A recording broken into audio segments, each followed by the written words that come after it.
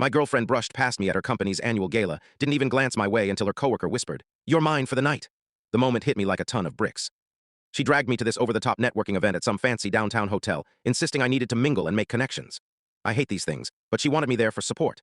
The second we stepped into the ballroom, decked out in glittering chandeliers and enough suits to fill a boardroom, she zeroed in on her colleagues and practically sprinted away, leaving me clinging to my drink like a lifeline. The first 20 minutes were agony, standing solo by the hors d'oeuvres table, watching her schmooze with her coworkers. They were all dressed to impress, like they were trying out for a role in a corporate thriller. "You look like you're having about as much fun as I am," a voice chimed in behind me. I turned to see Emily, my girlfriend's new colleague from marketing. Chic, poised, and always on point, she had that air about her that made everyone else feel underdressed just by existing. "Oh, just living the dream," I quipped, snagging another mini quiche. She laughed, actually laughed, not that polite fake laugh people usually give. At least someone here has a sense of humor. I've been stuck listening to an hour of mergers and acquisitions talk.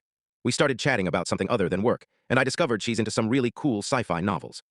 She mentioned my photography hobby and asked if I'd ever considered showing my work. "My girlfriend said you're really talented," Emily said, her eyes sparkling. My chest tightened. My girlfriend had never asked to see my photos or even mentioned them in a meaningful way. "She talks about your photography?" I asked, curiosity getting the better of me. Emily's expression faltered slightly. "Actually, she hasn't really mentioned it, but I think she'd love your perspective on some of the company events." The jab hit harder than it should have. I was invisible even when I was right there. Emily seemed to catch something in my face because she leaned in closer. "I'm sorry, I didn't mean to say that." "No, it's fine," I lied, though it stung. From across the room, I caught my girlfriend smiling and laughing with her coworkers, completely absorbed in their conversation. Emily noticed too and raised an eyebrow. I always wonder about you," Emily said, moving even closer. "She acts like you're not even there half the time." The words cut deep, but I kept my cool. "Tonight I'm right here," I said, a bit sharper than I intended. Emily's smile turned sly. "Well, isn't that interesting? You're right here." She raised her voice just enough for the nearby colleagues to hear. "You know what?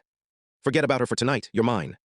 The effect was immediate. Conversations froze, heads swiveled. My girlfriend reappeared out of nowhere, her face beet red.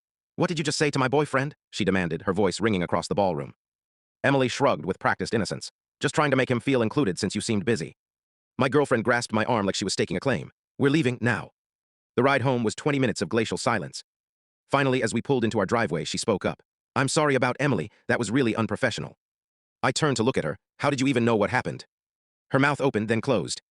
The silence that followed told me everything I needed to know about our relationship. "Is this the kind of attention you had in mind?"